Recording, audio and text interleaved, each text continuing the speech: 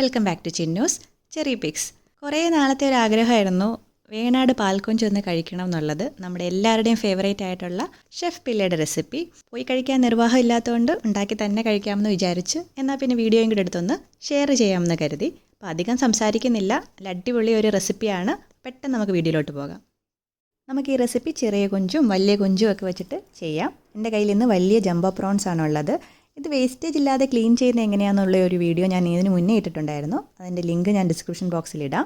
നമ്മളിവിടെ 1/2 കിലോ കൊഞ്ചാണ് എടുത്തിരിക്കുന്നത്. അപ്പോൾ ഇതിൻ്റെ നടുവിലത്തെ അഴുക്കും വെയിനും ഒക്കെ എടുത്ത് കളഞ്ഞ് നല്ല ക്ലീൻ ആക്കി വെച്ചിട്ടുണ്ട്.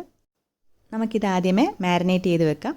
അതിനായിട്ട് 1/2 ടീസ്പൂൺ കുരുമുളക് പൊടിയും 1/4 ടീസ്പൂൺ മഞ്ഞൾപ്പൊടിയും 1 ടേബിൾ സ്പൂൺ ചില്ലി ഫ്ലേക്സും പിന്നെ ആവശ്യത്തിന് ഉപ്പും, ഞാനിവിടെ ഒരു 1/2 ടീസ്പൂൺ ഉപ്പ് എടുത്തിട്ടുണ്ട്. ഇതിത്രയും ചേർത്ത് വെളിച്ചെണ്ണയിൽ നമുക്കിതൊന്ന് കുഴച്ചെടുക്കാം. നല്ലപോലെ ഒന്ന് മിക്സ് ആക്കിയെടുക്കാം. ഇതൊന്ന് മാരിനേറ്റ് ചെയ്തിട്ട് കുറച്ച് നേരം അതൊന്ന് പിടിക്കാനായിട്ട് വെച്ചേക്കണം. ആ സമയം കൊണ്ട് നമുക്ക് ബാക്കി വേണ്ട കാര്യങ്ങളൊന്ന് ചെയ്തു വെക്കാം. അപ്പോൾ നമ്മുടെ പാൽക്കൊഞ്ചിനായിട്ട് തേങ്ങാപ്പാൽ വേണം. വളരെ കുറച്ച് തേങ്ങാപ്പാൽ മതി. ഞാനിവിടെ കുറച്ച് കൂടുതൽ എടുത്തിട്ടുണ്ട്. അപ്പോൾ ഇതിലോട്ട് നമുക്ക് കൊത്തി അരിഞ്ഞ് വെച്ചിരിക്കുന്ന കറിവേപ്പില ചേർത്ത് കൊടുക്കാം. അതോടൊപ്പം ഒരു 2 ടേബിൾ സ്പൂൺ എണ്ണ ചേർത്ത് കൊടുക്കാം, വെളിച്ചെണ്ണ. അപ്പോൾ ഞാനിതിപ്പം 2 പ്രാവശ്യം ഉണ്ടാക്കാനുള്ള അതെടുത്തിട്ടുണ്ട്. നിങ്ങൾ എടുക്കുമ്പോൾ ഒരു 1/4 കപ്പ് തേങ്ങാപ്പാൽ മതി. ഇനി നമുക്ക് നമ്മുടെ കൊഞ്ച് മാരിനേറ്റ് ചെയ്ത് വെച്ചിരിക്കുന്നതൊന്ന് ഫ്രൈ ചെയ്തെടുക്കാം. നമ്മളൊരു പാനിൽ വെളിച്ചെണ്ണ ചൂടാക്കി കൊഞ്ച് ഇതുപോലെ നിരത്തി വെച്ച് ഫ്രൈ ചെയ്തെടുക്കണം. നമ്മൾ സാധാരണ വറക്കുന്ന കണക്കെയല്ല, കുറച്ച് ഫ്ലേവേഴ്സ് കൂടി ഇട്ട് വേണം വറക്കാനായിട്ട്.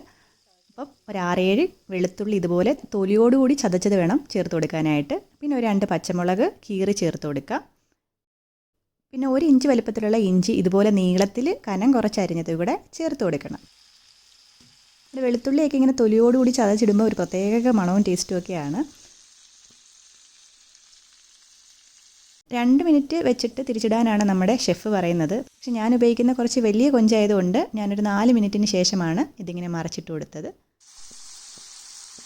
അതിന് ശേഷം ഒരു 4 മിനിറ്റ് കൂടെ വെച്ചിട്ട് മറ്റേ സൈഡും ഇതുപോലെ തന്നെ നല്ലതായിട്ടൊന്ന് കളർ മാറി വരുമ്പോഴത്തേക്കും നമുക്കിതിലോട്ട് നമ്മുടെ പാല് ചേർത്ത് കൊടുക്കാം. തേങ്ങാപ്പാൽ നമ്മൾ നേരത്തെ കലക്കി വെച്ചിരിക്കുന്ന തേങ്ങാപ്പാലാണ്. ഇതുപോലെ ഒരുപാട് ചേർത്ത് കൊടുക്കേണ്ട ആവശ്യമില്ല. നമ്മുടെ ഷെഫ് ചെയ്യുന്നത് 2 ടേബിൾ സ്പൂൺ ചേർത്ത് കൊടുത്തൊന്ന് വരട്ടിയെടുക്കുവാണ്. ഞാനിതിപ്പോൾ കുറച്ച് കൂടുതലായിട്ട് ഒഴിച്ച് അതിലിരുന്നൊന്ന് വേവാനായിട്ട് വെച്ചിട്ടുണ്ട്, ഫ്ലേവേഴ്സൊക്കെ ഒന്ന് പിടിക്കാനായിട്ട്. അതുപോലെ തന്നെ തേങ്ങാപ്പാൽ എടുക്കുമ്പോൾ നല്ല കട്ടിയായിട്ട് എടുക്കാൻ ശ്രദ്ധിക്കുക.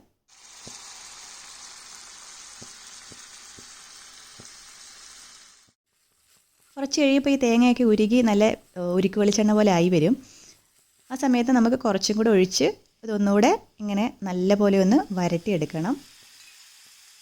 നമ്മൾ ആദ്യം എണ്ണ ഒഴിച്ചു കൊടുക്കുന്ന സമയത്ത് ഒരുപാട് എണ്ണ ഒഴിക്കാതെ കുറച്ച് എണ്ണയിൽ വേണം ഒന്ന് ചുട്ടെടുക്കാനായിട്ട്. ഞാൻ കുറച്ച് കൂടുതൽ എണ്ണയാണ് ഉപയോഗിച്ചത്.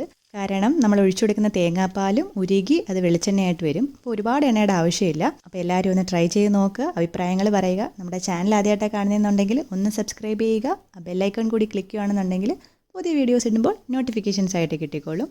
വീണ്ടും കാണുന്നവരേക്കും ബൈ.